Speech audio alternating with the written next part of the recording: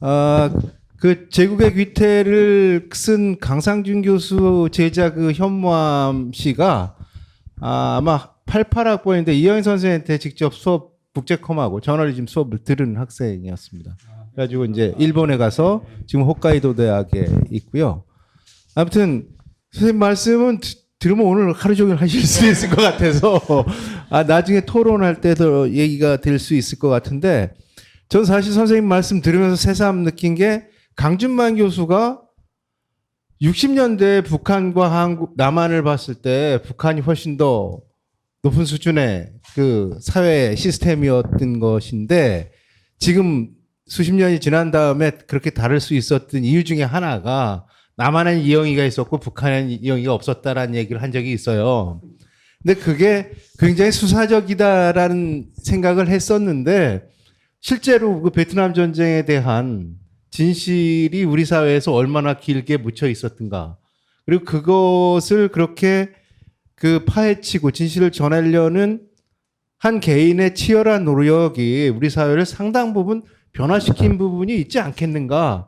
그런 점에서 선생님도 어떤 70년대에 사시면서 직접 뭐 이영 선생님에 대한 기억이 있으면 하나만 더 회고해 주시고 다음 토론으로 넘어가겠습니다. 하여튼 저기 뭐야 그 이영희 선생이 베트남 그러니까 저도 이제 제가 그 뭐야 이전에 그 뭐야 창비에서 이영희 다시 이렇게 강연한 게 몇 년 전이죠. 그래서 이제 그때 준비하면서 이제 이영희 선생님께서 여러 번 이제 또 제 나름대로 또 강연해야 되니까 도대체 이영희라는 언론인이 어떻게 이제 그 이 양반이 형성이 됐는가를 한번 따져봤는데, 이영희 선생이 잠깐 이제 어떤 그러니까 해설하기가 무지 어려우신 분이에요. 그러니까 실제로 무슨 뭐야 저기 이거 무슨 뭐 평소에 무슨 언론이 지망한 것도 아니고, 그러고서 이제 그 일제 시대 때는 무슨 공업학교를 다녔고 또 해양대학교를 나왔고, 그래서 이제 흔히 우리가 생각할 때 짐작할 수 있는 학교 다닐 때 뭔가 좀 이념 서클에 있었나? 아니면 그런 분야에 무슨 좀 독서를 좀 했나? 그리고 또 그 이영희 선생 본인 얘기로 들어보더라도 이분이 자기가 어떤 이제 그 통역 장교를 오래 하셨잖아요. 근데 그때도 자기가 어떤 이 기자를 해야겠다는 생각이 없으셨더라고요. 그래서 이제 어느 날 화장실 갔다가 뭐 신문 보다가 이제 갑자기 지망을 하셨다는데, 그래서 저는 이영희 선생이 진짜 그 어떤 그 아까 얘기했지만 무슨 저기 뭐야 그 어떤 자유당 정권 시절에 여러 가지 부패, 또 이제 군부의 그런 거, 그리고 이제 통역 장교를 오래 하면서 그 미국의 실상에 대한 환멸, 그러면서 이제 아마 합동통신 그것도 이제 그 외신부 기자로 들어갔는데, 사실 기자 중에서 제일 생기는 게 없는 부서가 외신부거든요. 근데 아마 이영희 선생님 기질에는 그게 딱 맞았던 것 같아요. 그래갖고서 그 당시에 1950년대에 무슨 뭐 1955년에 역사적인 뭐 반동회의나 아니면 아시아, 아프리카, 뭐 라틴 아메리카 AALA 운동 같은 거 아마 그런 거 보면서 이영희 선생이 아마 정말 그 혈기가 열기가 하여튼 엄청 끌어오셨던 거 아닌가 싶고, 이제 그러면서 그게 아마 베트남 전쟁에 대한 이거는 진짜 내가 꼭 진실을 밝혀야겠다는 생각을 했던 것 같습니다. 예, 예, 알겠습니다. 그래서 그 이영희 선생이 71년에 쓰신 게 강요된 권위와 언론 자유라는 기념비적인 논문인데요. 거기서 아까 이제 김효수 선생님 말씀하신 언론인과 지식인 유형에 대해서 신랄하게 비판을 하시거든요. 이제는 말할 수 있다라는 MBC 프로그램이 있었잖아요. 그런 기회주의적인 언론, 그러니까 권력과 억압이 극대화돼 있을 때는 아무 말 안 하고 있다가 이제 여유가 생기고 자유로워지니까 말하면서 뭐 그 정도 그때 얘기했던 게 뭘 대단하냐라는 식으로 폄훼하는 사람들이 굉장히 있는 것이죠. 근데 그 사람들은 그때 무엇을 했는지 추적해 보면 다 나오지 않습니까? 그런 면에서 또 다른 그 측면을 우리가 볼 수 있을 것 같은데요. 아무튼 지금 보시면 신홍범 선생님은 정장에 넥타이를 하셨어요. 그리고 김효순 선생님부터 우리가 비슷한 복장인데, 제가 이 말씀을 왜 드리냐면, 제가 92년도에 이제 이영희 선생님이 좀 편찮으셔서 국제 커뮤니케이션이라는 수업을 이제 조교니까 대리로 들어가야 되는 상황이 생겼는데, 병실에 가서 강의를 어떻게 할까요?라고 여쭈었더니, 강의는 네가 알아서 잘 판단하고 다만 정장을 해라. 꼭 넥타이를 매고. 요게 제가 들은 메시지였는데요. 그 부분이 저는 그 언론인이면서 지사적인 전통이 몸에 배 있는 시대까지의 어떤 분위기라는 생각이 지금 들거든요. 뭐 김효순 선생님도 비슷한데 약간 자유로우시잖아요.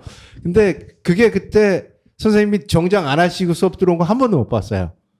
학부 다닐 때도. 그러니까 그게 의관을 갖춘다라는 게 그냥 단순한 옷이 아니잖아요. 몸과 마음을 가지런히 하고 뭐 성을 갖춘 상태에서 이제 수업을 하신다라는 건데, 아무튼 우리 이제 90년대 세대 얘기를 들어볼 때가 돼서 제가 새삼 그 얘기를 환기했고요. 정준희 선생님은 뭐 안가주망을 가지고 이제 얘기를 하시려고 하는 것 같아요. 정준희 선생님 부탁드립니다.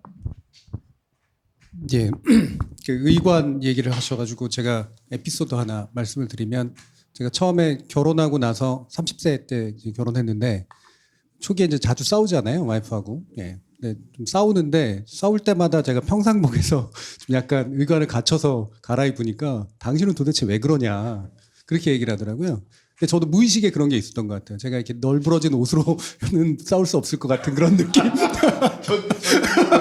예, 그 뭔가 이렇게 정식으로 양말도 신고 이렇게 뭔가 이렇게 갖춰 입은 다음에 얘기를 해야 똑바로 얘기할 것 같은 그런 느낌, 이런 게 좀 있었는데, 의관을 정제한다는 게 대충 이제 그런 의미의, 저는 뭐 이게 농담처럼 한 얘기긴 합니다만 있는 것 같습니다. 이렇게 자기가 그냥 무조건 싸우는 게 아니라 어떤 자세로 이제 그것에 임하는가를 이제 표현하는 이제 그런 부분이라는 생각이 좀 들어요.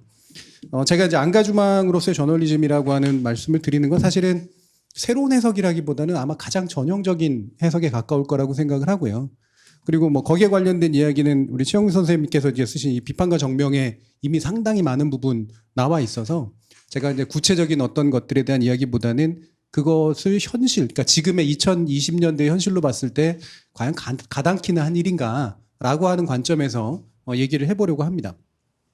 사실 저는 이제 이영희 선생님의 글을 신문 지면으로 보기보다 이제 책으로 보기 시작했던 그런 세대이기 때문에, 그리고 또 이제 교수로 계실 때 이제 제가 학교에 들어간 이제 그런 상태였었고, 그랬기 때문에 이제 저널리스트로 기억은 되지만 실제로는 저술가로 기억되는 측면들이 훨씬 더 강해요.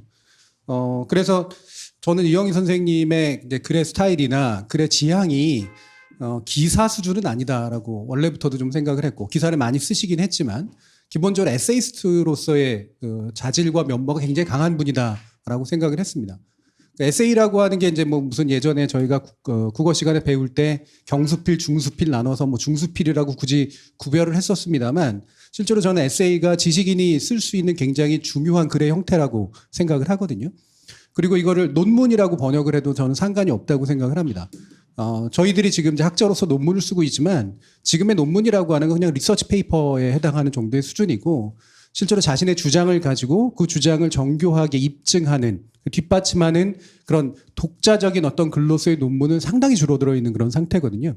저는 이영희 선생께서 기사를 쓸 때나 그 뒤에 이제 책을 쓰실 때나 기본적으로 바로 이런 에세이, 그 다음에 논문으로서의 어떤 면모를 아주 여실히 이제 보여주셨다고 생각을 하고, 그게 이제 사상의 은사라고 선생님이 불릴 수 있었던 굉장히 중요한 이유가 아닌가라고 생각을 합니다. 최영국 선생님도 이 글에서 쓰셨지만, 이영희 선생님은 구체적인 자신의 사상을 뭐 정리된 말로 밝히시지는 않으셨잖아요. 다양한 사상의 영향도 받았고 사상을 이제 글로써 이제 보여주기도 했는데, 그럼에도 불구하고 왜 사상의 은사라는 표현을 듣느냐라고 하는 건, 이영희 선생님이 쓰셨던 그 당시의 글이라고 하는 게 얼마나 많은 젊은 사람들의 심장에 이렇게 뭔가를 던졌는가라고 하는 걸 그대로 보여주는 거죠. 저도 사실은 개인적으로 이영희 선생님의 그 전환시대의 논리랑 우상과 이성을 이제 고등학교 때 읽고 대학을 가야 되나 말아야 되나 고민했던 그런 기억이 좀 나는데요. 대학 가서 뭐 할 게 있나 뭐 이런 식의 생각 같은 게 되게 많이 들었고, 제가 이 세상의 부조리를 눈치채는 순간 무엇을 해야 하나, 이제 이런 이제 굉장히 강렬한 어떤 깨달음 비슷한 것, 그 다음에 깨닫기 때문에 굉장히 고통스러웠던 것, 이런 이제 기억이 있거든요. 어린 시절이었음에도 불구하고.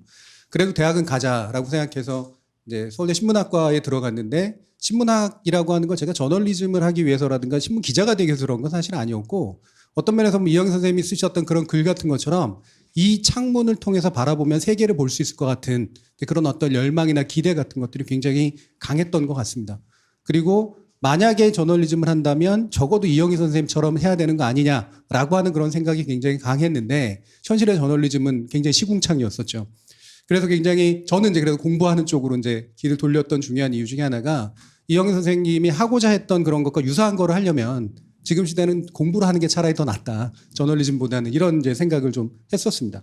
그리고 그 뒤로 이제 뭐 새는 좌우의 날개로 난다라든가 뭐 스핑크스의 코 같은 이제 90년대 이후의 연작들을 보면서 이 사상의 지형이 바뀌고 세계가 바뀔 때 기존의 이제 그 이런 사상의 은사였던 분이 어떤 고민을 하는가 이런 것들을 그대로 잘 볼 수 있었던 그런 계기였었죠. 그러면서 저는 이제 요즘 그 온라인 커뮤니티에서 이런 말 많이 합니다. 이렇게 옛날의 과학자, 뭐 요즘의 과학자, 뭐 옛날에 20대, 요즘에 20대 이런 거를 막 구별해서 보여주는 그런 그림 같은 게 있는데요. 옛날 과학자는 이제 막 우주를 받고 그다음에 막 로켓을 쏘아 올리는 그런 고민들을 했다면 지금의 과학자는 백신을 맞아도 괜찮다라는 걸 설득하느라고 시간을 다 보낸다라고 하는 그런 얘기처럼 예전의 기자와 지금의 기자 그리고 예전의 지식인과 지금의 지식인이라는 게 급이 굉장히 다르고 어떤 가치의 어떤 느껴지는 점이 굉장히 다르다라고 하는 것 이런 것들을 이제 많이 보게 되죠. 그러면 그 당시에 이제 그 지식인이라고 하는 거는 왜 그게 가능했고 지금의 지식인은 왜 그게 불가능한가에 대해서 사실 끊임없는 고민을 하게 됩니다. 아까도 이제 최영국 선생님께서 그런 질문을 던져주셨지만 이게 개인의 개성과 성격의 문제이냐 아니면 이제 어떤 시대의 문제이냐라고 하는 부분을 고민하지 않을 수 없는데요. 제가 안가주망으로서 저널리즘이라는 표현을 쓰게 된 중요한 이유 중에 하나는 그 당시 시대 배경 자체가 지식인이나 지성인은 실천을 하는 존재고 단지 공부하고 뭔가를 알아내는 그런 존재만이 아니다라는 거였었잖아요. 그 이유는 사실 그 새는 자유의 날개로 난다라고 하는 데서 잘 나오는데 자유는 곧 지성이다. 그리고 원숙한 지성이 자유를 만든다라고 하는 이 구절에 아주 정확하게 표현이 되어 있다고 생각합니다. 자유라고 하는 그것은 그냥 이렇게 주어져서 그냥 해방되는 그런 상태가 아니라 끊임없이 추구되어야 되는 것이고 추구되기 위해서는 지적 게으름을 경계해야 된다는 거죠. 저는 이영희 선생님께서 지적 게으름에 대해서 굉장히 경멸하는 그런 태도를 가지고 있었다고 보고 저도 지적 게으름을 굉장히 싫어하는 스타일인데 지적 게으름은 단지 멍청함의 문제가 아니라 자신의 존재를 끊임없이 바꾸고자 하는 어떤 노력과 연관되어 있는 것이라고 저는 생각을 하거든요. 그래서 자유는 곧 지성을 바탕으로 둬야 되고 오로지 원숙한 지성만이 자유를 만든다라고 하는 건 뒤에서 또 얘기하셨던 자유하고 책임을 언제나 같이 강조했던 그런 말씀하고 연결이 된다고 봅니다. 자유는 그냥 해방된 상태가 아니라 해방된 상태를 만들기 위한 노력의 이제 결실이고 그 자유를 맛본 자 또는 자유가 오기 전에 자유가 필요하다고 생각한 자는 사회를 바꾸기 위한 이제 책임이라고 하는 것들을 오롯이 짊어져야 된다는 것이죠. 결국에는 지성인이 실천으로 간다라고 하는 건 개인의 성격의 문제라든가 시대적 과제의 문제가 아니라 지적 게으름을 극복하고자 노력했던 인간이 도달할 수 있는 저는 최종적인 형태일 수밖에 없다. 따라서 지식과 실천은 별개의 문제가 아니라 지식의 결과물 또는 지식의 동기는 결국 실천일 수밖에 없다. 사회의 변화일 수밖에 없다라는 것을 몸소 보여주셨던 가장 전형적인 케이스가 아닌가 이렇게 생각을 합니다. 요즘에 이제 언론 자유라고 하는 담론이 이렇게까지 인기를 끌고 있는 이런 세상에서 지금의 언론인들은 과연 그 자유의 대가로서의 책임 또는 자유의 전제로서의 책임이라고 하는 것들을 끝까지 고민해 본 적이 있는가? 저는 그것이 지적 게으름의 결과로서 책임과 무관한 자유라고 하는 것들을 강조하는 현재의 세태에 대해서 굉장히 안타까움을 금할 수가 없는 것 같고요. 결론적으로 저는 이영희 선생님께서는 경계인으로서의 지성인 그리고 그것의 수단으로서의 저널리즘이라고 하는 것을 아주 잘 보여주셨다고 생각을 합니다. 경계인이라고 하는 거는 결국 우리는 세계 안에서 살아가는 존재이지만 세계 바깥을 나가본 듯한 약간의 환상에 빠지죠. 세계를 관찰한 듯한 그리고 그렇기 때문에 세계의 한계가 보이고 그 한계를 깨야 한다라고 하는 그런 어떤 생각에 사로잡힐 수 없다라고 생각을 합니다. 그런데 이제 현재 사회에서 세계는 계속해서 바뀌고 있고 따라서 시선도 바뀔 수밖에 없는데 아까도 이제 이영희 선생에 대한 과거의 어떤 모습들에 대해서 이제 그 약간 질시하거나 평가하는 그런 흐름들이 있었을 때 대표적으로 뭐 중국에 대한 평가, 사회주의에 대한 평가 또는 베트남 전쟁에 대한 평가 이런 것들을 뭐 어떤 사람은 다 알았었던 거 아니냐라고 얘기하기도 하고 어떤 사람은 지금 와서 보면은 그거 잘못된 생각 아니냐 이렇게 얘기하기도 하는데 저는 그게 당대의 지성이 할 수 있었던 최선의 지식이었고 최선의 시선이었다고 생각을 합니다. 그리고 이제 와서 이제 지식인이 할 수 있는 일들은 그것이 최선이었다고 해서 지금의 그것이 최선이 아닐 수 있다라고 하는 걸 또한 인정하는 일이라고 생각을 해요. 그래서 그 결과로 언제나 당대에서 최선을 만들려고 노력하느냐. 이 부분이 제일 중요한 부분 같고, 두 번째로는 지금의 이제 포스트 모던 시대나 이런 데서 보면 우리는 세계 내적 존재인데 세계를 관찰할 수 있는가? 지식이나 지성인이 그걸 할 수 있는가라고 하는 그런 질문을 던지는데 저는 이걸 한 두 가지 정도로 대답을 하고 싶습니다. 이게 세계를 오롯이 다 관찰해서 마치 계몽하고 모든 사람들을 알려주고 이런 정도의 어떤 수준에까지 이르긴 굉장히 어렵겠지만 세계를 관찰하려고 노력한 결과 세계의 경계를 보고 세계의 경계를 조금이라도 밀어붙여서 확장하려는 노력을 하는 것이 현대 지성인의 굉장히 중요한 이유가 아닌가라고 생각을 하고요. 결국엔 매크로한 측면과 마이크로한 측면이 동시에 있는 것 같아요. 이따가도 이제 이영희 저널리즘의 가치에 대해서 얘기를 하겠지만 최대한 매크로하게 바라봄으로써 세계의 경계를 조금이라도 넓히려고 하는 그런 노력을 하는 그런 저널리즘과 지성, 그다음에 오히려 그 반대로 우리는 세계를 굉장히 다 관찰하고 있는 것 같지만 세계 안에 되게 미시적인 세계들을 보지 못하는 그런 측면들이 있습니다. 차원을 낮춰서 굉장히 미시적인 세계 안으로 들어가서 새로운 세상의 어떤 모습들을 보여주는 이런 두 가지 매크로한 방향과 마이크로한 방향으로의 노력이 지성과 저널리즘이 할 수 있는 또 다른 종류의 계승의 방법이 아닌가 이렇게 생각을 하고요. 제 말씀을 마치겠습니다. 예, 감사합니다. 얼마 전에 이영희 저널리즘 관련해서 토론 세미나를 했을 때 70년대 중후반 학번인 한홍구 선생님이 그런 얘기를 했어요. 80년대 학번들이 이영희 선생님 뭐가 좋아서 그렇게 자꾸 이영희 하느냐라고 물어보면 자기는 대답해주기 싫다는 겁니다. 니네들은 말해도 모른다는 거예요. 왜냐하면 그 당시에 금지와 억압과 은밀한 읽기가 준 그 지적 쾌락이나 그 어떤 그 공감 이런 것들은 말로 전해지기 참 어렵다라는 그런 얘기로 들었는데 정준희 교수 같이 이제 90년대 학번이 이영희 선생님 관심 있는 것 자체가 굉장히 희귀한 경우이기도 한데 그냥 개인 경험 하나만 물어보면서 넘어갈게요.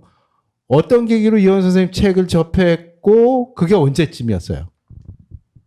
제가 이제 접한 게 고등학교 한 2학년 때인데요. 그때가 이제 88년, 87년 고3입니다. 네, 한참 이제 민주화 바람이 불 때였었고, 그리고 사상적으로 저는 그때가 굉장히 윤택했던 그런 시기라고 생각을 하는데, 나중에 한겨레 창간까지 이어지면서 그 기존에 얘기되지 않았던 그런 논의들이 얘기됐던 때고요. 사실은 이거는 가족사적인 측면이 있는데, 저희 형이 그 80년대 중반 학번이거든요. 근데 한양대 경제학과를 다녔었고, 이영희 선생의 책을 굉장히 좋아했었고, 그게 꽂혀 있으니까 저도 봐야죠. 근데 이렇게 이제 뭐 일부러 보라고 준 건 아니었었고, 이제 저도 입시 공부를 해야 되니까. 근데 그 책을 이렇게 떠들어서 봤는데, 그때가 이제 제가 봤던 두 가지 충격의 책이 바로 이영희 선생님 책하고 광주에 관련된 너머 두 개의 책이었고, 그거를 보면서 이제 사회에 대해서 고민을 막 한참 하고 있는데 제가 미처 알지 못했던 사실과 거기에 대한 전혀 새로운 시선이라고 하는 거를 접하면서 왜 다 부정하게 되잖아요.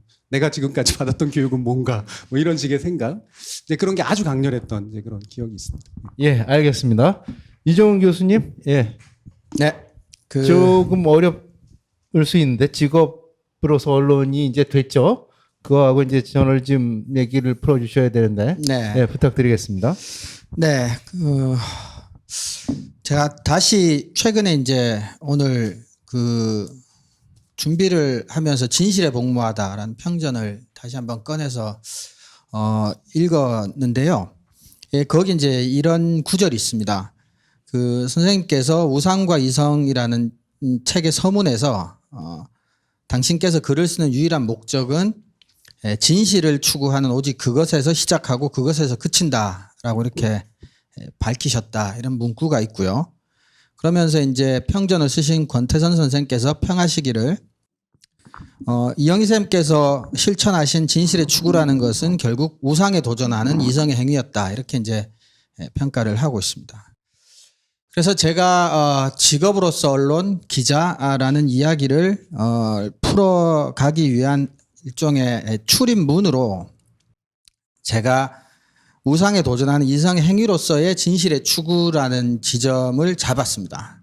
그러니까 바꿔 말씀드리면 현재 스스로를 기자 또는 언론인이라고 생각하시는 분들은 진실을 추구하고 있는지, 진실이란 말이 거창하다면 각자에게 어떤 우상에 도전하고 있는지, 또는 현 시점의 언론인들에게 우상은 무엇인지 뭐 이런 생각들을 조금 해봤어요.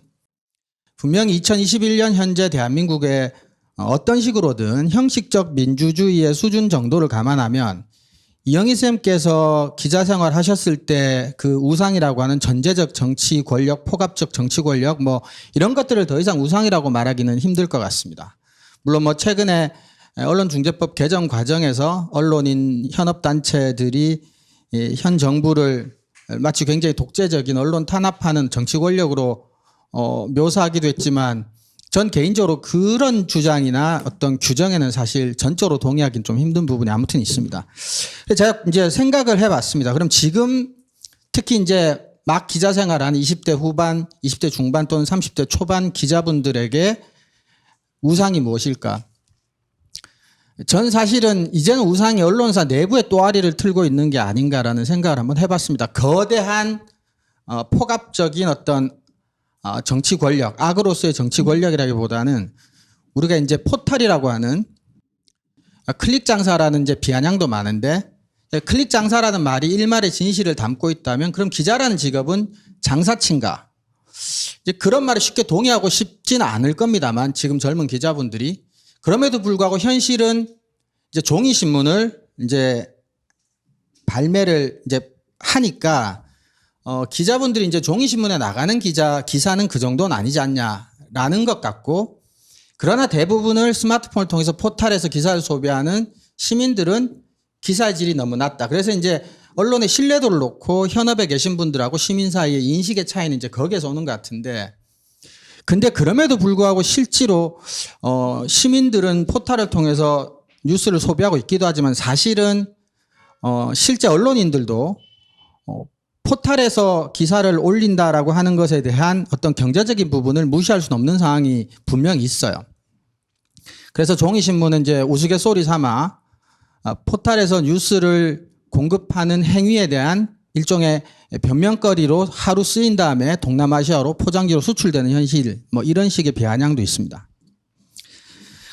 제가 말씀드리고자 하는 이제 언론사 내부의 또아리를 틀고 있는 우상이라고 하는 것은 바로 이제 포탈에서 디지털 대응이라는 이름으로 확인되지 않는 정보들, 디지털 세계 속에서 책상 앞에 앉아서 유명인들의 SNS나 뭐 익명 게시판에 떠돌아다니는 댓글들을 취재원 삼아서 끊임없이 기사를 생산해야 되는 기자들. 이런 현실들이 사실 저는 진실을 추구하는 데 있어서 반드시 타파되어야 될 현재 젊은 언론인들에게 가장 직접적으로 나쁜 영향을 미치는 우상이 아닌가 이런 생각을 한번 해본 겁니다.